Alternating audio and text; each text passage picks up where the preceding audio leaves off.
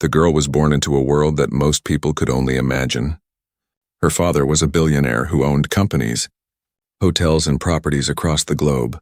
Her mother came from a powerful family, and together they built a life where nothing seemed impossible. From the moment the girl opened her eyes, everything she wanted was already there waiting for her. Golden cribs, diamond bracelets for birthdays, and toys that came from all corners of the world. She grew up walking on marble floors, playing in gardens bigger than entire neighborhoods, and eating food prepared by chefs who had studied in the best kitchens. But despite all this wealth, her days were often lonely. She was surrounded by people, but rarely by friends. The staff bowed to her, smiled at her, and always said yes. Her parents were too busy, always traveling or sitting in long meetings. So the girl had endless things, but not endless happiness. Sometimes she stared out of the window of her giant room, watching the children of workers running and playing together. Their laughter carried across the garden. It was free, loud, and real. Something in her chest tightened whenever she saw it. She had every toy in the world, but laughter like that was not something her money could buy. Her mornings always followed the same pattern. A governess would wake her up, a maid would dress her, and a chauffeur would take her to school in a shiny car. At school she was different too. Everyone knew her as the billionaire girl. Some admired her, some envied her, and some pretended to like her only to get close to her wealth. She could sense it. She could see how other children whispered about her brand new bag or her expensive shoes. But nobody asked her how she was feeling inside. Nobody cared if she was happy or not. They assumed she had everything. So she must already be happy, even in her own home. The girl felt like a guest sometimes. The halls were so big they swallowed her voice. The chandeliers sparkled but gave no warmth. She had no brothers or sisters, so she spent most evenings wandering the mansion alone. Sometimes she would sit in the music room, looking at the giant grand piano. Its polished surface reflected her face like a mirror. Her parents had hired teachers to give her piano lessons when she was small, but she had no passion for it. It felt like another duty, another thing expected of her. So the piano sat in silence most of the time. Her life was full of things but empty of surprises. Every day blended into the next. She always knew what meal was coming, what trip was planned, what outfit was laid out for her. It was a life carefully arranged yet strangely dull. She craved something different, something unexpected, something that would break the routine of her golden cage. She never admitted this to anyone, not even to herself fully. But when she stared at the stars from her balcony at night, she whispered to the universe that she wanted a story of her own, not just a life written by her parents' wealth. There were many workers in her home, maids, cooks, drivers, gardeners, and guards. They came and went quietly, always careful not to disturb the luxurious peace of the mansion. The girl barely noticed most of them. They kept their heads down and spoke only when necessary. But among them was a maid who had worked for the family for years. She was kind, patient, and treated the girl more like a person than a rich doll. Unlike the others, she sometimes told stories, little things about her own life or her son. The girl listened with mild interest, though she never really thought much about it. To her, the staff lived in a different world, far away from her own. What the girl did not know was that in the quiet corners of her house, in the servants' quarters, there was a boy not much older than her. He was the maid's son, shy and humble. He often visited his mother, waiting for her to finish her long shifts. He wore plain clothes and carried himself with the kind of silence that came from knowing his place in someone else's grand world. He had never once stepped into the glittering halls where the girl roamed, and the girl had never thought to invite him. On that first day of noticing him, she did not see him as anything special, just another face, another part of the background of her large, comfortable life. She did not know yet that he carried within him something more valuable than all the jewels in her mother's safe, more precious than the art hanging on the mansion walls. She could not imagine that this boy, waiting patiently for his mother, would soon change everything about her story. For now she continued her life of routine, mornings of polished perfection and evenings of quiet luxury. She was surrounded by beauty yet searching for meaning without even knowing it. She felt something was missing, but she could not put it into words. She only knew her heart longed for something true, and soon, very soon, that longing would be answered in the most unexpected way. One sunny afternoon, the girl wandered through the endless halls of her family's mansion. It was one of those lazy days when no guests had come, no lessons were scheduled, and no events were planned. She felt restless, walking past tall windows where sunlight spilled in like golden rivers. The marble floor echoed softly under her slippers, and her hands trailed along the cold, perfect walls as she searched for something, anything that could keep her from drowning in boredom. She passed the dining hall, where maids polished silver that already shone like stars. She passed the library, where hundreds of books lined the shelves but none of them called out to her. Finally, she drifted toward the quieter part of the mansion, the wing where the staff often stayed when they were on duty. Normally, she never went there, it was not part of her world, but today, curiosity tugged at her like an invisible hand. As she turned the corner, she heard a faint sound. It was not the sound of footsteps or the clinking of dishes. It was something softer, like humming. The voice was untrained, but there was a warmth in it. She followed the sound, her slippers making no noise on the carpet, and there, sitting quietly on a bench near the servants' entrance, was the maid's son. He sat with his knees pulled close, holding a worn-out notebook in his hands, his head bent low, his lips moving as though he was whispering a tune to himself. The girl had seen him before, but always from a distance. He never spoke to her, never even looked at her unless she happened to glance his way. He was careful, too careful, the way children of workers often were when they stood in the house of the rich. Today, however, he seemed lost in his own world, unaware that she was watching. "What are you doing here?" she asked suddenly, her voice sharper than she intended. The boy jumped, nearly dropping his notebook. He quickly stood, bowing his head in the awkward way of someone caught where they felt they did not belong. "Waiting for my mother." "Miss," he said softly. His voice was calm, but his eyes betrayed his nervousness. The girl tilted her head, studying him. She noticed how different he seemed from the children she saw at school. There were no shiny shoes, no designer clothes, only plain fabric and slightly scuffed sandals. Yet there was something about the way he held the notebook, clutching it to his chest as though it contained something precious. "What's in that?" she asked, pointing at the notebook. The boy hesitated, then murmured, "Just some notes. Nothing important." He clearly did not want her to see, and that made her curiosity grow stronger. She stepped closer, her eyes narrowing playfully. "Are you hiding secrets in there?" she teased. The boy shook his head quickly. "No, miss, it's nothing." The girl smiled, but it was the kind of smile that came from being used to getting answers. "Come with me," she said, waving her hand in the direction of the grand music room. "I want to show you something." The boy looked stunned. He had never been invited into the music room before. In fact, he had only seen its grand doors from afar. He shook his head. "I don't think I should, miss. That room is not for me," but the girl was stubborn. Boredom had sharpened her need for entertainment. "Don't be silly," she said. "I'm telling you to come." Her tone left little room for argument, and slowly, hesitantly, the boy followed. The music room was one of the brightest places in the mansion. Tall windows let the sunlight spill across the floor, and in the center stood the magnificent grand piano. Its polished surface gleamed like liquid black glass, catching the light in every curve. The girl walked confidently across the room and touched the piano's lid with casual ease. She turned back to the boy who stood frozen near the door. "Have you ever played this before?" she asked. The boy shook his head. "No, miss." His voice was quiet, but his eyes betrayed something else, something like longing. She caught it, that flicker of hunger in his gaze, and it made her curious. "Sit," she ordered. Patting the piano bench, the boy's face went pale. "No, miss, I don't know how. I can't." The girl rolled her eyes. "It's just for fun. Don't be afraid. I won't laugh," she said, with the careless tone of someone who did not understand how heavy such a moment might feel for him. "Come on, show me." Her words felt like both an invitation and a command.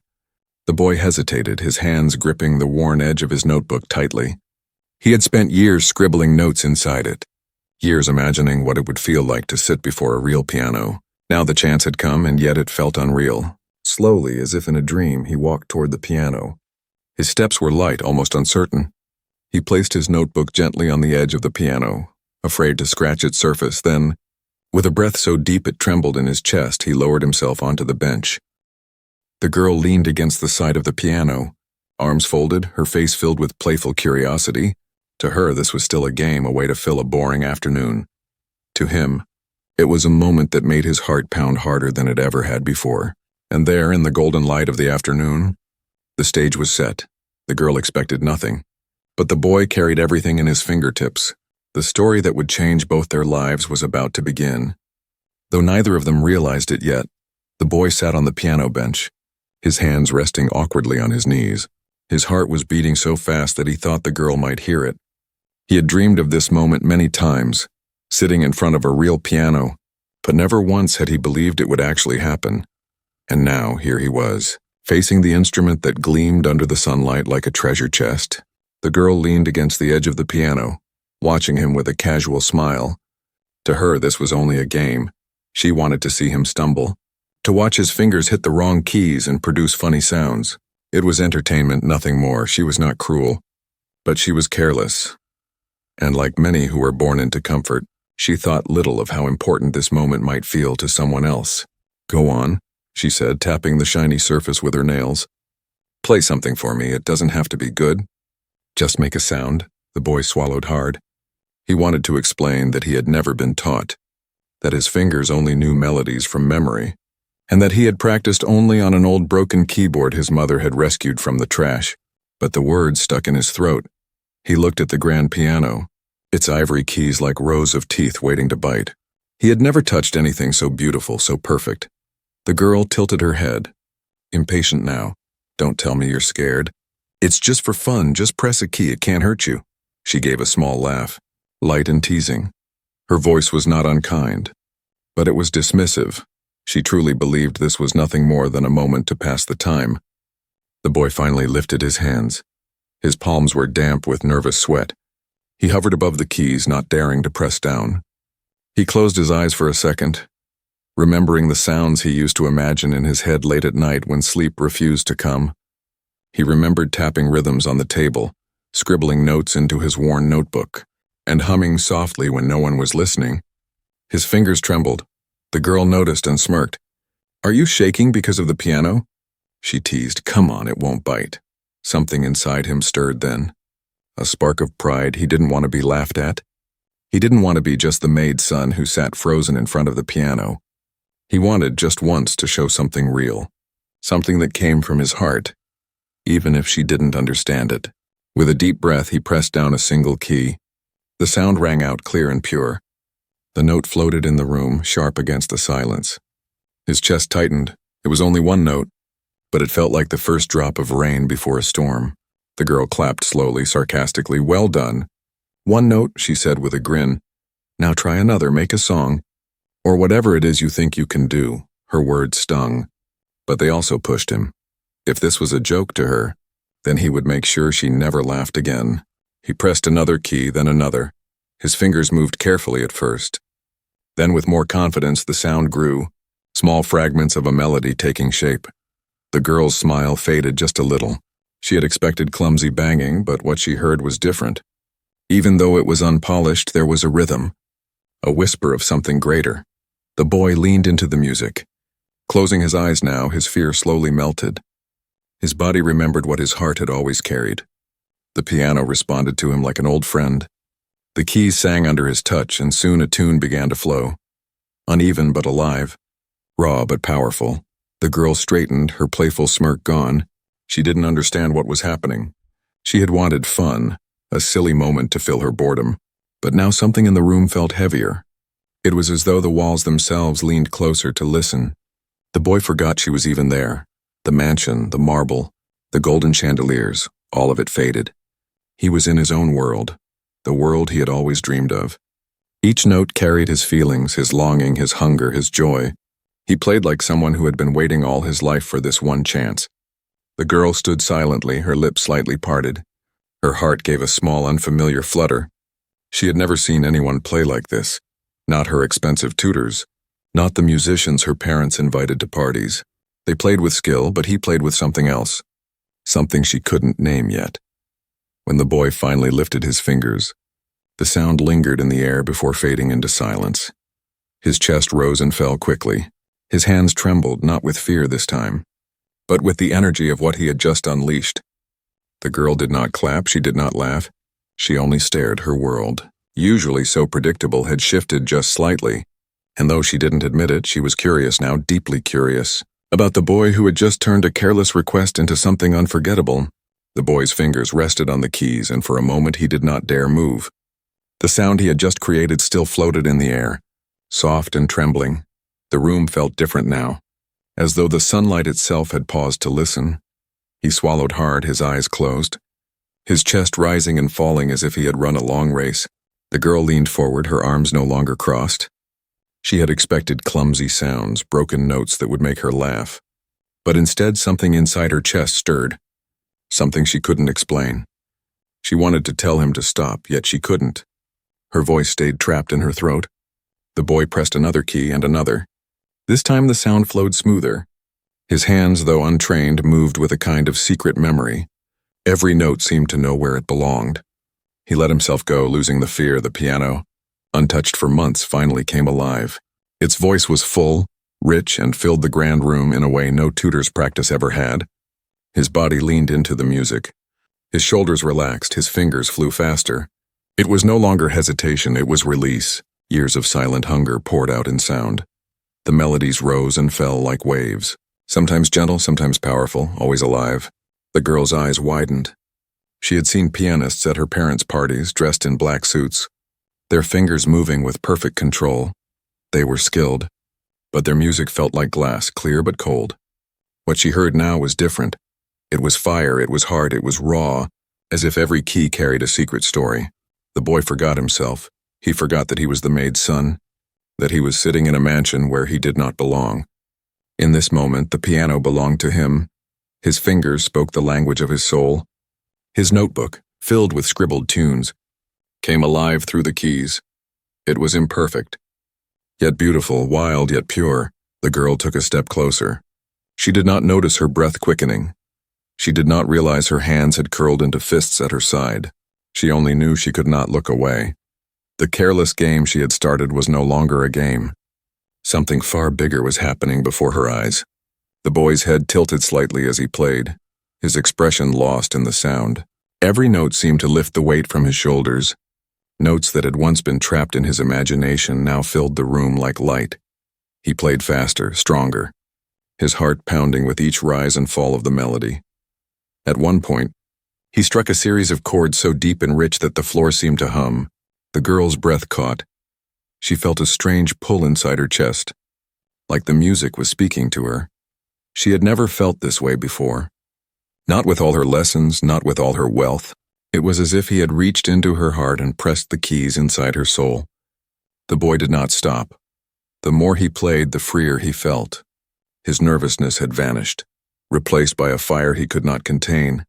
He played the way a bird flies when its cage is opened for the first time.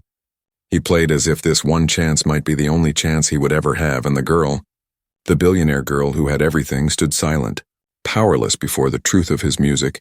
She had called him to play for fun, expecting nothing. But now she realized she was standing at the edge of something she did not understand. Finally, the music slowed. The boy's fingers softened.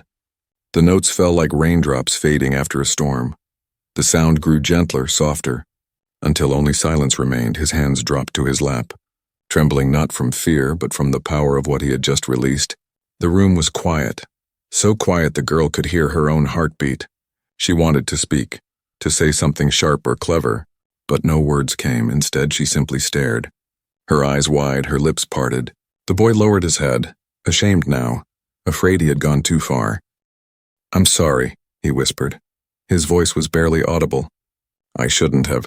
But before he could finish, the girl blurted out, "Do it again." Her voice was soft but urgent. She didn't even recognize herself in that moment. She sounded different, less like a spoiled child, more like someone who had just discovered a hidden door to another world. The boy looked up at her, confused. He had expected laughter, maybe even anger, but not this. Her eyes were shining, and though her face still carried the pride of wealth, there was something else in her expression, something almost vulnerable. She stepped closer, her voice lower now. "Please, play again," she said, and for the first time in her life, the request did not sound like a command. The boy stared at the keys, his chest heavy. He was not sure if this was real, but then slowly he lifted his hands again. His fingers hovered over the piano, ready to begin once more. And as the first notes echoed into the golden air, both their lives took a turn. Neither of them could ever undo. The room was filled with silence after the last note faded. The boy sat frozen, his fingers still hovering above the piano keys. His chest rose and fell quickly, and sweat glistened on his forehead. He did not dare to look at the girl. He feared what her expression might hold. He thought she would laugh or mock him for daring to play with such intensity. But when he finally glanced up, he saw something he had never seen before. The girl was not smiling. She was not laughing. She was staring at him with wide eyes. Her lips slightly parted. She looked almost shocked, as if her world had been turned upside down. For a long moment, neither of them spoke. The golden sunlight streamed across the piano, catching dust in the air, and the silence felt as heavy as the music that had just filled the room. Finally, the girl took a small step closer, her voice low. How did you do that?" she asked. Her tone was not playful now. It was filled with something else, something close to awe. The boy blinked at her, confused. I don't know," he whispered. "I just played." His voice shook because he was still unsure if he had done something wrong. The girl shook her head slowly. "No, that wasn't just playing, that was—" She trailed off, searching for the right word. Her chest felt tight, her heart beating faster than she wanted to admit. She had grown up surrounded by beauty, art, music, luxury, but never once had something reached her this deeply. For the first time in her life, she felt small in front of someone else, not because of money or power, but because of something invisible. Something inside him, the boy, the maid's son, had just shown her a world she had never known existed. She sat down on a nearby chair, her eyes never leaving him. "Play again," she whispered. Her voice was softer now, almost pleading. The boy hesitated, unsure if she was serious, but when he saw her expression, so intense, so different, he nodded. He placed his fingers on the keys again, and once more the room filled with music. This time the girl listened differently. She did not think about him as the son of a servant. She did not think about herself as the daughter of billionaires. She simply listened, and as she listened, her mind opened. Each note touched her heart in a way no expensive lesson ever had. She felt her skin prickle, her chest ache. She didn't understand why, but she did not want the music to end. Her eyes glistened with something she had never felt before. Admiration, respect, even a hint of envy. She thought of all the years she had sat in this same music room, forced to practice scales and pieces she didn't care about. Teachers had praised her because of her effort, but she had never felt the piano speak to her. Now, in front of her, this boy made the same instrument sing like it carried his soul. For the first time, the girl realized that her wealth could not buy this. Her money could buy teachers, books, instruments, but it could not create passion. It could not build talent from the fire of someone's heart. And in that moment, she felt something unfamiliar: humility. When the boy finally stopped again, the silence was even heavier than before.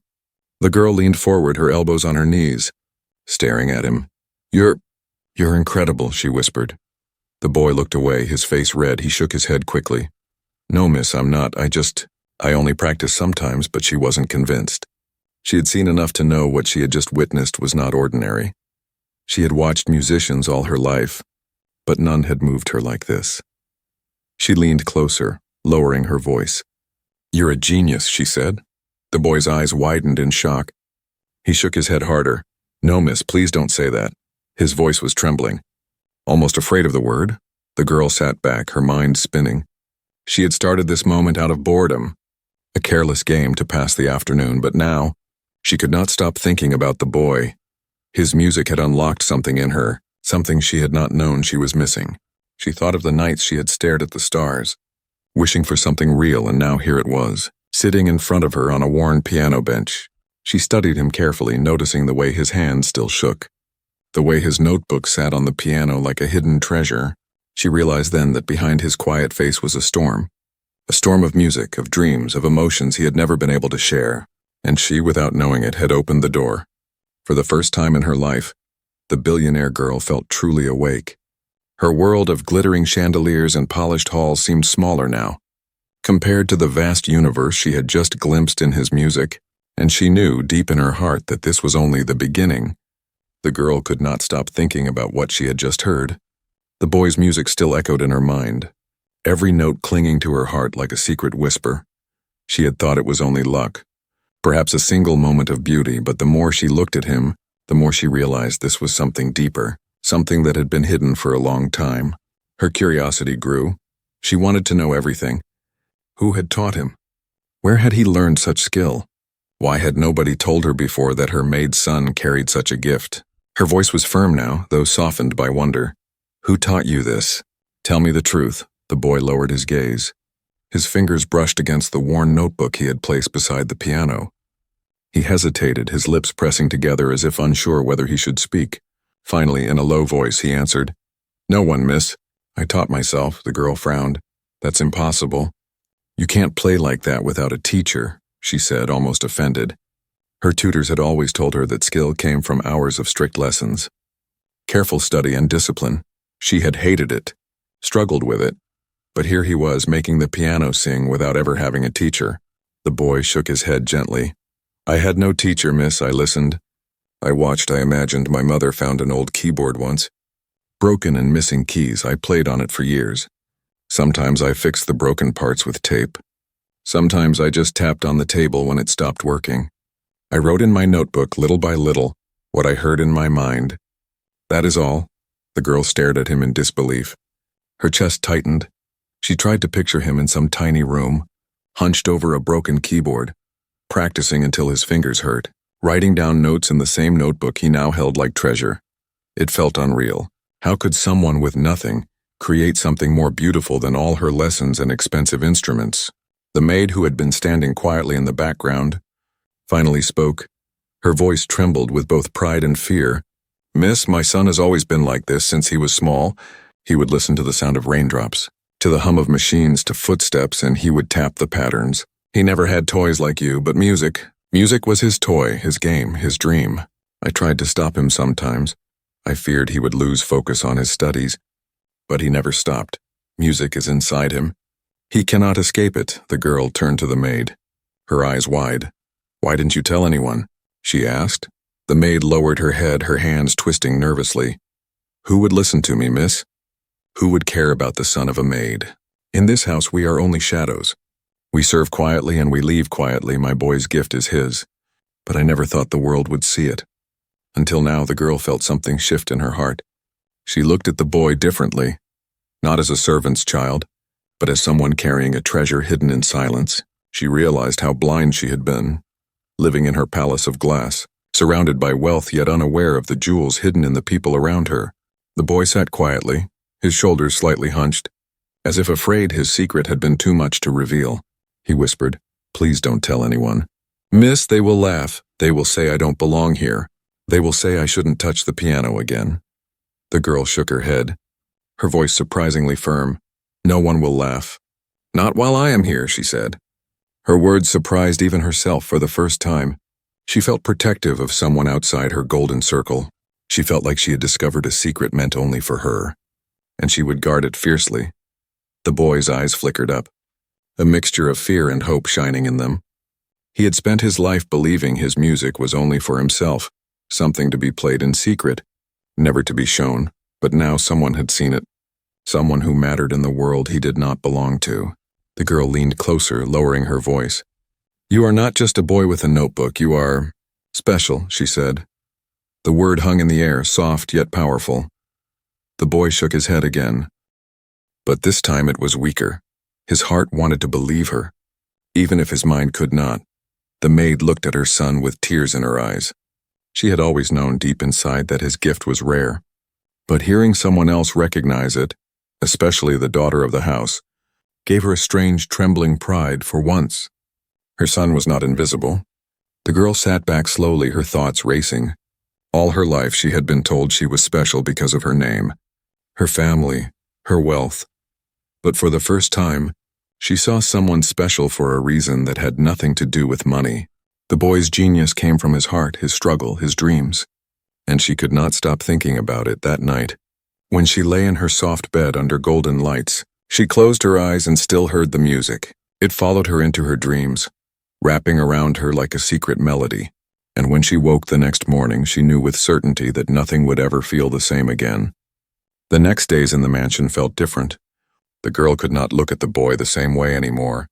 Every time she saw him walking quietly behind his mother, carrying her bags or waiting near the garden, she remembered the sound of the piano, It played again in her memory like a secret song only she could hear.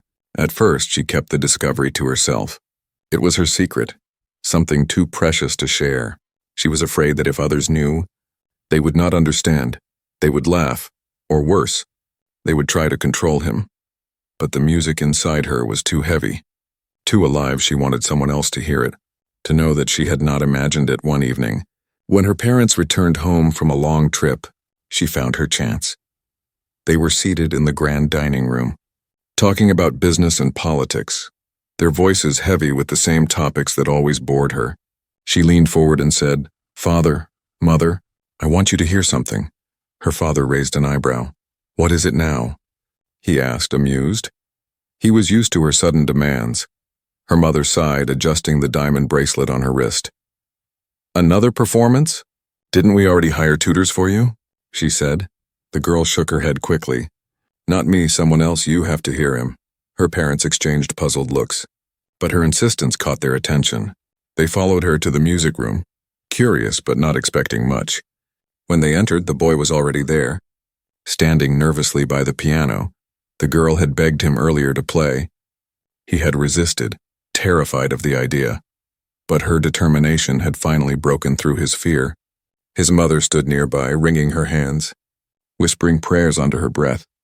The girl smiled encouragingly. "Go on, play for them," she said. Her tone was softer now, almost gentle. The boy's hands shook as he sat down. His mind screamed at him that this was a mistake, that these rich people would only judge him. But deep inside, a small voice told him this was his chance, the chance he had always dreamed of but never thought would come. He placed his fingers on the keys, took a deep breath, and began to play. At first, the notes were slow, careful like footsteps on thin ice. But soon the music grew stronger. His fear melted into the rhythm. The piano roared and whispered under his touch, filling the room with waves of sound. The parents froze, their eyes locked on the boy. They had heard many performances in their lives, from professional musicians at their parties to orchestras on their travels. But this was different. This was raw and alive, filled with emotions no money could buy. The father leaned back, his jaw tightening. The mother's hand hovered near her chest as if to calm her racing heart. The girl stood to the side, her eyes shining. She watched her parents' faces closely, waiting for the moment they would understand what she had already seen. Her chest swelled with pride, not pride in herself, but in him, the boy who had turned her world upside down. The music climbed higher, filling the air with fire, then softened into gentle streams that caressed the heart. Every note seemed to tell a story of struggle and hope, of darkness and light. By the time the boy struck the final chord, the room was wrapped in silence once again. No one spoke for several long moments. The boy's hands trembled as he pulled them away from the keys. His head bowed low, ready for rejection. His mother's eyes glistened with tears. She wanted to hold him, to shield him, but she dared not move. Finally, the father cleared his throat. His voice was gruff, but there was a strange softness beneath it. "Where did you learn that?" he asked. The boy stammered, "No one taught me, sir. I just learned myself." The father exchanged a look with his wife. The mother's eyes were still wide. "That is not possible," she whispered. But her voice carried no doubt, only wonder. The girl stepped forward, her voice steady. "It is possible because I saw it, I heard it. He is special." Her words broke the heavy silence. She stood in front of the boy as if to protect him. Even from her own parents, the father leaned forward, his sharp gaze on the boy. "Play again," he commanded. It was not a request, it was a test. The boy's chest tightened, but he obeyed. This time his hands moved with less fear, more courage, and once again the room filled with brilliance. When the last note faded, the father exhaled slowly. He turned to his wife and murmured, "This child has something rare." The mother nodded, unable to speak. Her jeweled fingers trembled as she clutched her glass of water. The girl's heart leapt. She knew now that they believed. She knew this was the moment, the turning point. The boy, the maid's son, was no longer invisible. His gift had forced the world to see him. The maid wept quietly in the corner, covering her mouth with her hand. Years of fear, silence, and hidden pride spilled out in tears. Her son was finally recognized. The boy sat trembling, his eyes wet. He had never imagined such a day. He was still afraid this dream would vanish, but deep inside, a flame burned brighter than ever. He had been seen, truly seen, and the girl, standing beside him, knew she had done something that would change them both forever. She had given him a stage, and in return, he had given her something far greater, a piece of his soul. The days that followed were no longer the same. The mansion that once felt quiet and cold now seemed alive with whispers of music. The boy was no longer just the maid's son who waited in the corners. He was invited into the bright rooms, asked to sit at the grand piano, and told to play for the family and their guests. Each time he touched the keys, silence would fall, and every ear would listen. The girl watched with pride. She remembered how it had all started, with one careless request made out of boredom. Now that simple moment had changed both their lives. She no longer looked at him as just another boy. She saw him as someone extraordinary, someone whose music carried truth. The parents, at first cautious, began to see the boy differently. Her father arranged for music experts to listen. Men and women who had studied for years sat with arms folded, skeptical. But when the boy began to play, even they leaned forward, their eyes softening. They shook their heads in disbelief, whispering words like gifted and genius. The girl felt her chest swell with joy each time they spoke of him with respect. For the boy, it was overwhelming. He was shy, unused to such attention. For so long, his music had been a secret, something he kept inside his small notebook, played in the shadows of silence. Now the world around him was opening doors. People he had never dreamed of meeting wanted to hear him, guide him, teach him. But through it all, he stayed humble. He still called the girl Miss, still lowered his head when he spoke. But when he played for her, he lifted his eyes just once, and in that glance she saw trust, a quiet bond that no wealth could create. The maid watched all of this with tears that never seemed to end. She had worried for her son, worried his dreams would be crushed, but now she saw him stepping into the light. She felt pride so strong it made her hands tremble. She whispered prayers of thanks each night, her heart finally free of the fear that her son's gift would go unseen. The girl, meanwhile, began to change in ways she did not expect. Her world of wealth no longer seemed enough. She had everything money could buy, yet it was his music that made her feel alive. She started to notice the workers in the house more, their tired faces, their quiet struggles. For the first time, she wondered what stories, what hidden treasures might live in the hearts of those she had never bothered to see. The boy's journey grew quickly. He was offered a scholarship to a prestigious music academy. Teachers wanted to polish his gift, to shape him for the world. The girl's father, impressed by his talent, decided to sponsor his studies. This kind of genius must not be wasted, he said firmly. And so doors opened wider than ever before. The boy accepted, though fear still lived in his heart. He worried about leaving his mother, about stepping into a world so different from his own.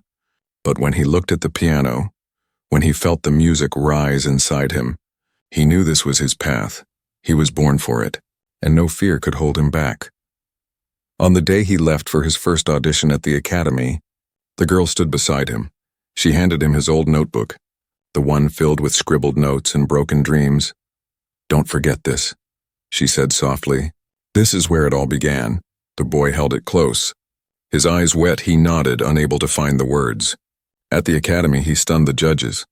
His fingers spoke louder than any explanation. His music told his story of poverty, of hope, of nights spent dreaming in silence. When he finished, there was no doubt left in the room. They accepted him instantly, calling him a once-in-a-generation talent. The girl, hearing the news, smiled wider than she ever had before. She realized something important then. She had not only helped him find his stage, but he had helped her find herself. She no longer wanted to be just the billionaire girl who owned everything. She wanted to be someone who saw people for who they truly were, not for their wealth or status, and so their lives moved forward. The boy became known as a rising star in the world of music. His name whispered with admiration. His concerts filled halls, his melodies touched strangers. Yet no matter how far he went, he always remembered the first time he touched the grand piano, the first time someone truly listened, and the girl, though still living in her world of luxury, carried his music inside her. It reminded her each day that treasures cannot always be bought. Sometimes they are hidden in the quietest corners, waiting for someone to notice. Their bond remained not of wealth and service, but of discovery and truth, for she had given him a stage, and he had given her something far greater, a heart awakened. And so what began as a simple, careless request, a spoiled girl asking a boy to play for fun, became the start of a story neither of them would ever forget. A story where music revealed genius, where pride gave way to humility, and where two lives were forever changed,